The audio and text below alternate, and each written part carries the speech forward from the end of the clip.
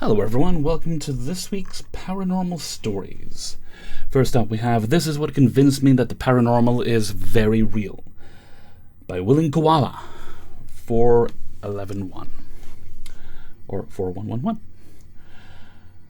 This is what happened a few years ago, and I still can't explain what happened.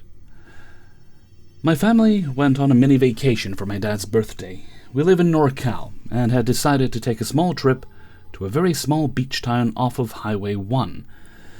It was a beautiful multi-unit Airbnb that was positioned not too far from an ocean cliffside.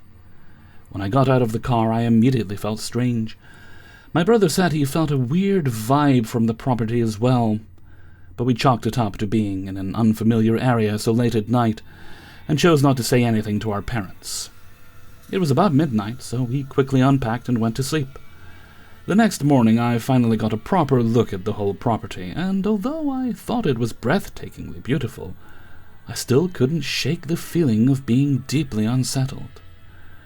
There was a Hobbit-style structure built into the side of a hill that had a big handwritten sign that stated, "Do not enter," a huge barn and workshop that we were told not to enter by the owner of the property, 3 different units, and a flat wooden lookout structure right next to the cliffside that had 0 barriers.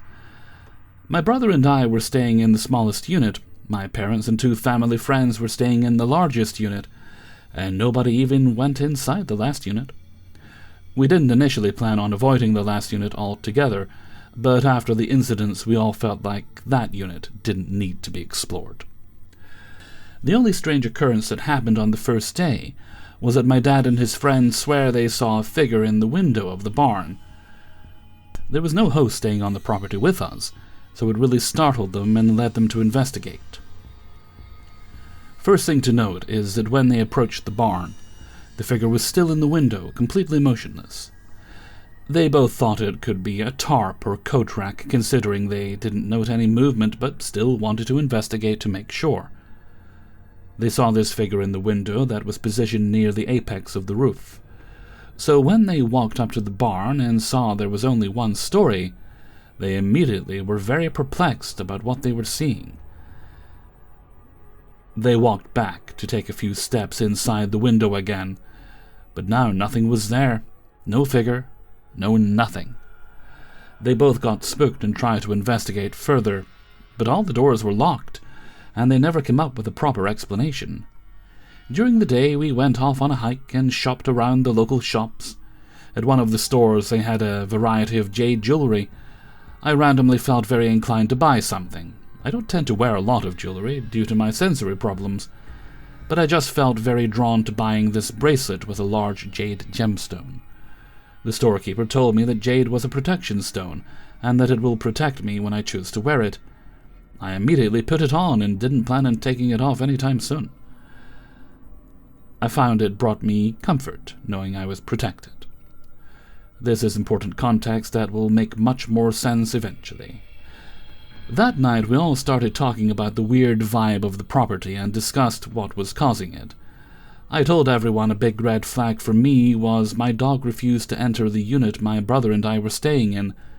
He has separation anxiety and normally would never willingly leave my side, but actively avoided entering the unit. He would stand outside the unit and watch me instead of sitting with me inside. I dragged him inside a few times, but every time he would start scratching at the door to leave, so I stopped trying. I assumed he maybe wanted to have access to all the family members, but it still felt uncharacteristic of him. In my unit there was a couch that was positioned right in front of the sliding glass doors that faced the cliffside. I was lounging on that couch while crocheting, attempting to relax, but I couldn't shake the feeling of being watched. I was aware my dog was probably outside, but I don't normally feel unsettled by his lurking, so I investigated with my brother. We scanned the area with flashlights and called for my dog's name. He came running out of my parents' unit. We brought him back inside and asked them if he had been there long. My mom said he had been in there with them for at least 20 to 30 minutes. I told her I felt like I was being watched through the sliding glass windows, but convinced myself and her that it was probably just anxiety. We all decided to lock up for the night and just went to sleep. The next day was fairly normal. Nothing to note until nightfall. I once again was crocheting on that couch and couldn't shake the feeling of being watched. I didn't investigate this time, I just kept periodically looking up to make sure I didn't see anyone and continued on crocheting. I ended up staying up much later than my brother. Therefore, I was all by myself with this sickening feeling I just couldn't get rid of. At about 2 a.m., I just couldn't sit there any longer. I honestly felt really scared to go to sleep too, but at least I didn't feel on display in bed. I locked all of the doors and even added a secondary lock to the sliding glass door, used a wooden pole from a broom to make sure the door physically couldn't open without moving the pole. For context, my bed was positioned right alongside the wall of the bedroom my brother was staying in, and was practically right in front of the stairs. I was not really in a bedroom. There were no doors or walls separating me from downstairs, more like an open space that had a bed. I got into bed, and was doom-scrolling when I suddenly heard movement downstairs. It started with small footsteps, almost childlike, around the kitchen and living room. I could very distinctively hear the small thuds that almost sounded like skipping or dancing. Then I heard metal clanking sounds. It was as if someone was holding a metal utensil and dragging it along the surfaces downstairs. Dragging turned to tapping. I was fully frozen with fear at this point, and quite literally had no idea what to do. At no point did I hear any doors open or locks turn, so whatever was downstairs was probably in the house the whole time. I was petrified, just sitting there listening to the metal clank and the small footsteps. It just kept going, and I knew there was absolutely nothing in between me and whatever was making all that sound downstairs. Then the worst happened. I tried to adjust my position in bed, and my phone fell off. The sound echoed through the house. I immediately went to pick it up while simultaneously hearing the footsteps abruptly stop. To my horror, I hear the tiny footsteps running up the stairs. It was the most terrifying moment of my life. I grabbed my pillow and threw it over my head and just started saying, "Please don't hurt me," repeatedly. I honestly did not want to face whatever it was. I hear the footsteps run up all the stairs and right next to my bed. Then I start to feel a pressure on my pillow. Whatever it was potentially trying to suffocate me. I continued to plead into the pillow and found I genuinely couldn't move. I have no idea if I was so scared I literally froze or if something else was stopping me, but nevertheless I lay there completely hopeless. This continued for a short while until I must have blacked out, because I woke up the next morning in complete shock of what took place the night before, with no memory of what happened after feeling pressure on my pillow. I ran to my parents' unit to tell them what I experienced, and they too had horrifying experiences the night before. My dad had moved to the couch halfway through the night because he was keeping my mom up with his snoring. My mom woke up a few hours later to who she thought was my dad standing at the foot of the bed. She casually asked what he was doing just standing there, and the figure didn't move. It just stood there watching over her. After feeling certain it wasn't my dad, she screamed. Once my dad came running, the figure simply just vanished. She told my dad what she saw, and he said that he never even fell asleep because he kept hearing heavy footsteps walking through the house, sometimes sounding like it was right behind him. He said every time he turned to look who it was, he never saw anything that could explain the footsteps. He couldn't get himself to relax enough to fall asleep, so he just lay there in the dark. Since it was already 4 a.m., they both stayed up watching movies and discussing what they experienced. My brother and the family friends didn't experience anything of note like that. They all know that we are skeptics and aren't the lying for attention type, so they really didn't know what to make of what we claimed. The most damning thing that nobody could explain was that my jade bracelet had changed colors. It was a light milky green before, and now there was a large spot of the main stone that was a very dark green or black color. It wasn't on the surface of the stone either. We tried washing it. It was literally as if the color of the stone changed.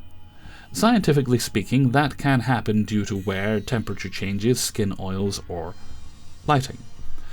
But I had just bought it, and the color change didn't go away after being brought to different conditions. Spiritually speaking, some believe the stones can change after absorbing negative energy, almost like a sign that it has done its job. I became convinced that a man lived there and would kill kids. I know I was probably jumping to conclusions, but it all made so much sense. The house was so isolated, and the cliff was the perfect murder spot. I'm pretty sure my parents had encountered the killer, and I had one with a victim.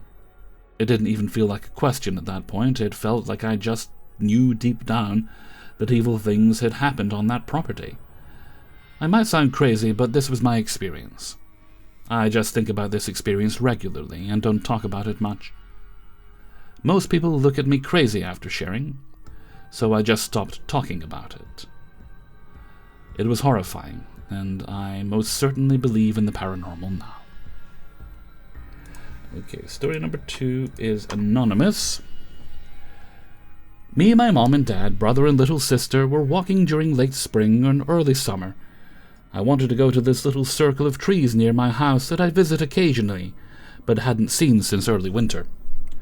I am a spiritual person, omnitheist, and had done a spell before walking in a weaved pattern around the trees in the circle. My brother and I split off because the others wanted to loop around and go home, so we continued on alone. I had a few edibles, medical cannabis, before I left on the walk, but they hadn't kicked in yet. There is a street light that is at the entrance to the tree circle, and we paused under it. She likes me, and I lamented not having any offerings. My brother took a hit from his pen and offered it to me, and then we continued on. I started feeling watched about halfway down the street. It's pretty short. Directly at the end of the street is another light that is centered on the edge of the tree circle. My brother gives another hit in offering there. I felt just a little uncomfortable at first, watched but not threatened. I began to weave around the trees again in a spell, and it was okay but uncomfortable in the dark parts until I got about 2/3 of the way through the circle.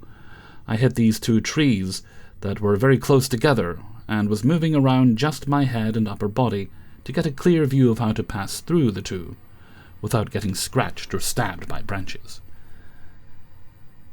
It's in another dark space, and I was peering through the branches when I suddenly felt 2 or 3 things on the other side of the tree. I could kind of see them without seeing them through my eyes. This one stands out like a Fresno nightcrawler, just a body and 2 legs, but it had deer legs and a deer head on top of the round body, and it was mirroring my movements through the trees, looking back at me, with its head lowered, sort of like when a dog is stalking something.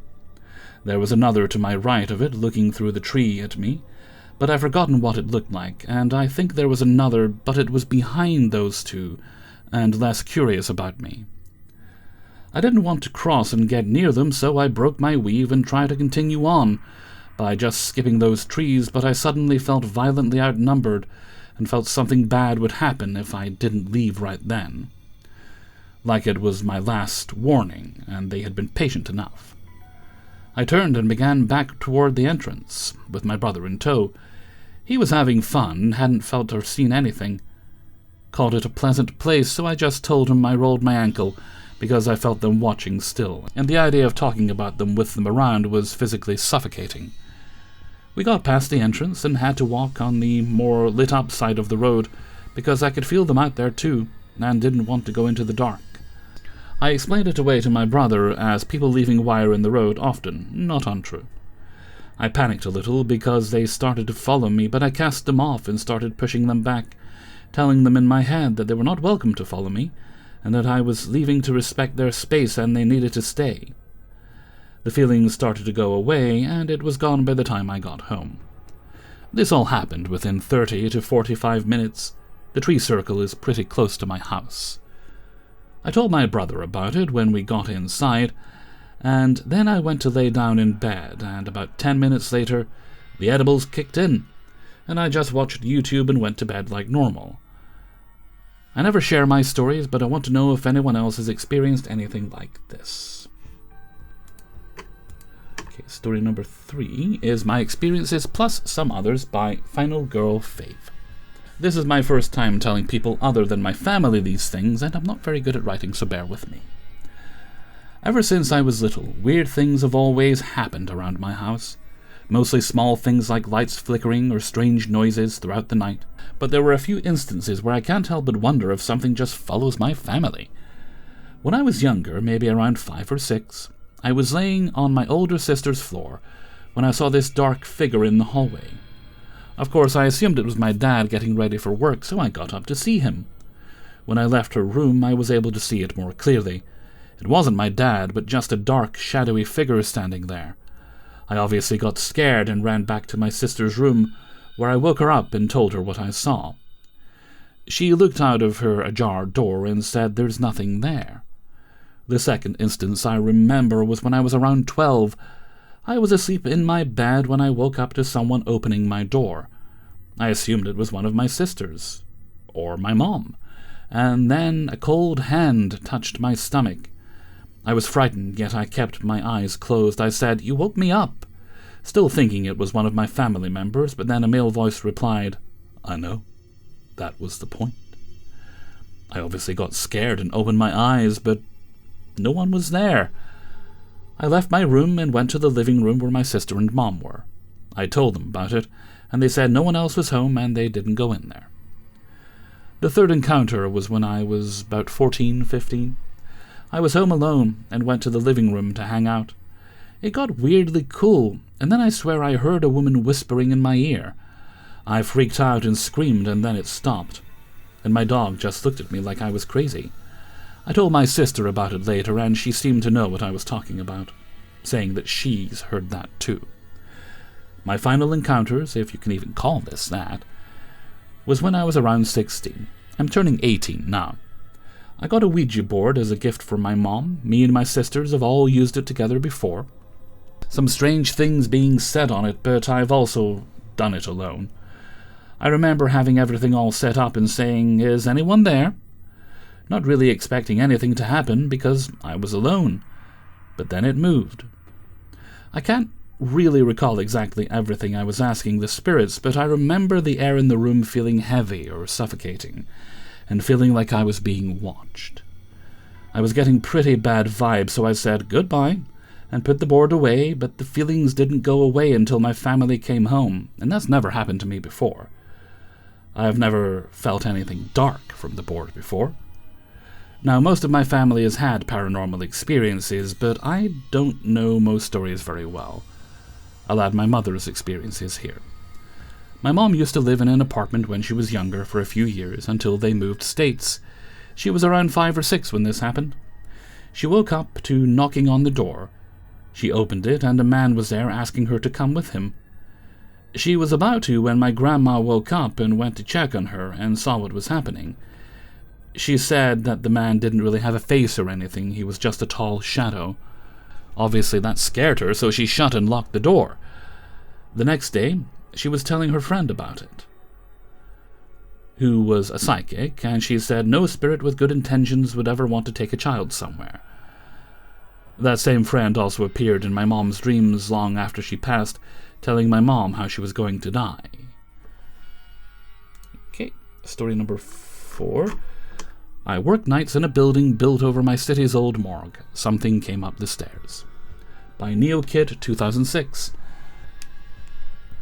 I almost didn't post this, mostly because of how it sounds. I work nights in an office building that everyone says was built over my city's old morgue. I've never actually confirmed that because honestly, part of me doesn't want to. It's one of those stories that gets passed around until nobody knows where it started anymore. Every old building has rumors. The problem is that almost everyone I work with has a story. One coworker says she saw someone standing at the end of the hallway after closing. She thought it was another employee until they turned the corner and disappeared. Another told me he heard footsteps coming up the stairs after he had already locked the door. One of the cleaners refuses to go in the basement alone. I used to laugh it off. Not in a rude way. I just figured old buildings make old building noises. Pipes knock, vents hum, lights flicker. Your brain fills in the blanks when you're alone in the dark too long. Besides, I work alone more than anyone.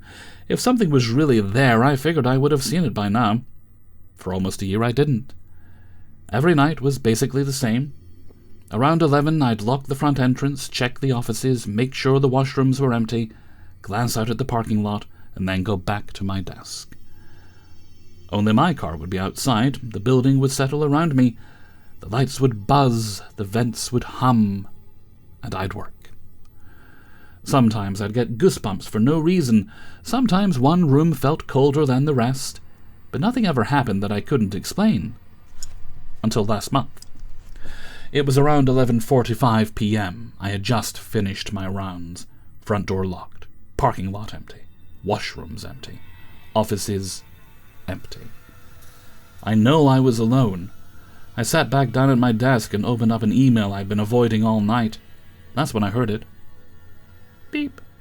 The motion sensor. There's a sensor at the bottom of the main stairwell. When someone enters the stairwell, it makes one short chime.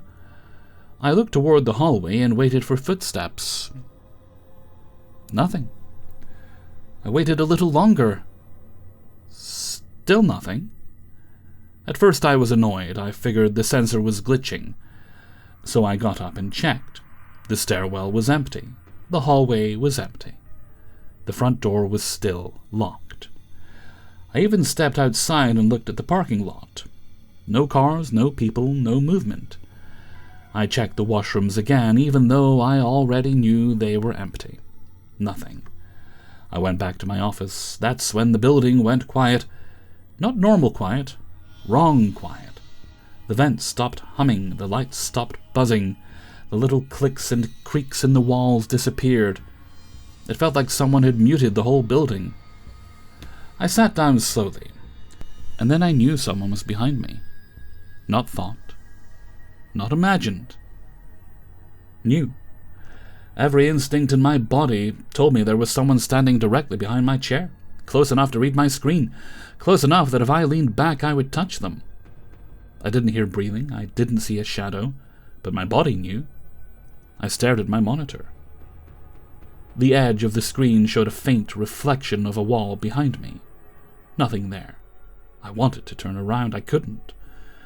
Because I was completely sure that if I looked, someone would be standing inches away from my face. So I kept staring forward. I tried to keep working. I read the same sentence over and over.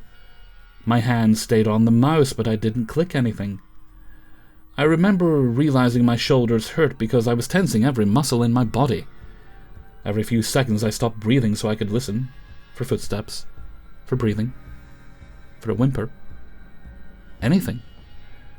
Nothing happened. That was the worst part. It didn't feel angry. It didn't feel like it wanted to hurt me. It felt curious. Like something had come up those stairs, followed me back to my office, and was now standing behind me just to see what I would do. I finally looked at the clock. 12:18 a.m. Over 30 minutes had passed, and the second I looked away from the monitor, the building came back. The vent started humming, the lights buzzed, something clicked inside the wall, and the feeling behind me vanished. It felt like someone had stepped away. I spun around. Nothing. The office was empty. The hallway was empty. The building was empty. I finished the shift because I didn't know what else to do. Also, money. The next morning, I asked maintenance if the stairwell sensor had been acting up. One of the guys checked the log. It triggered once, he said. What time? He told me. 11:47 p.m. The exact time I heard it. Then he shrugged and said it was probably a glitch. I tried to believe him. A couple of weeks later, I finally told one of the older maintenance guys what happened. He's worked here longer than anyone else. I expected him to laugh. He didn't.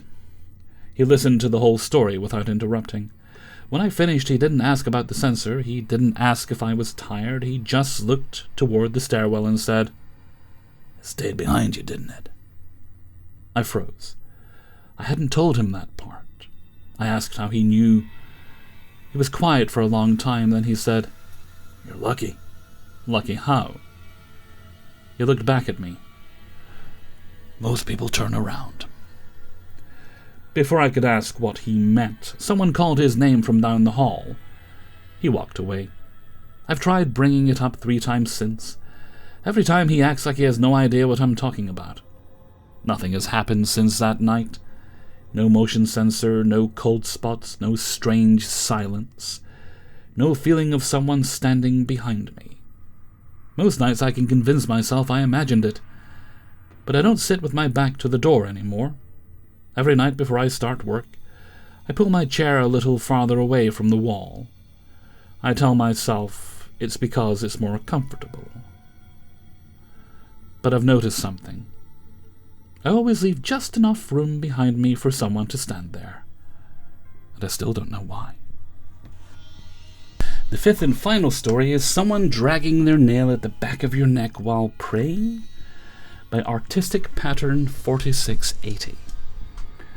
Hi, I'm from the Philippines, and I was wondering if someone has answers to what happened to me during my family prayer. One night I was on my phone and my mom called me and my siblings downstairs to pray, since we've been having bad luck recently. Our house isn't that big, so the stairs are next to the living room. My siblings sat on the couch with my parents, and I don't know why, but I stayed and sat on the second last step of the stair. My mom did tell me to sit with them on the couch, but I told her I'm fine on the stairs. Then we started praying, and then suddenly something sharp poked at the back of my neck. As the prayer goes on, it drags down slowly. I wanted to scratch it away, but something in my mind is yelling at me to continue praying and ignore it. So I did ignore it, thinking it was probably sweat rolling down my neck. But then the prayer ended, and I touched my neck, and it was so cold and dry. I was really confused, and there was a fading, stinging line on the back of my neck like somebody actually scratched me earlier. Then suddenly my dad complained that it got too cold while praying, and he's certain someone was in the room with us. And mind you, he normally doesn't talk about ghosts and stuff, since he doesn't believe in it too much. And in the Philippines, when it's night, it can be sometimes hot, but the living room got really cold, completely different to when we started. Once I heard my dad complain, I started to panic, and almost cried because I think that someone was behind me while praying. Later, the temperature went back to normal and I calmed down. Days before this prayer, I was on my desk, and it was near my sister's room, and I was doing my hobby to pass time when I suddenly heard my sister's laugh, the kind of laugh when she plays games. I've heard it a lot of times now, but something felt weird about it, so I brushed it off and continued with what I was doing. Then I remembered that she has work today, so I opened the door, and it was empty. Back to the night after the prayer, I told my family about what I heard from my sister's empty room. And I expecting my dad to say that it was probably the wind, but he said that he believed me. He said that last night, when he was going downstairs to get some water, he heard laughing from my sister's room, and he knocked and told my sister to go to sleep, since it's late at night. And my sister opened the door half asleep and confused and told my dad that she was sleeping because she has an early class in the morning. So now my question is, what was happening? Why are the only ones getting weird encounters just me and my dad? Well, if it hasn't happened before or since, I'd put it down just to random happenstance and not worry too much about it. All you really want is a peaceful life, really. Okay, and that brings us to the end of today's video. Big thanks to everyone who allowed me to use their stories. If you'd like to support the channel, you can sign up for my Patreon page, which is linked in the description. $1 or more, whatever you're comfortable with, gets you early access to all the videos at once on Monday. There's also a link in the description to my merchandise store over on Teespring, my Discord server, and my Threads account. And my email is kingofthecities@gmail.com if you need to contact me. That's everything for now. I just have enough time to run out and get bread because I'm out. I've got a craving for a sandwich. So until next time, maybe I'll get wraps. Can I get falafel at this time? So until next time, thank you very much for watching, and take very good care of yourselves.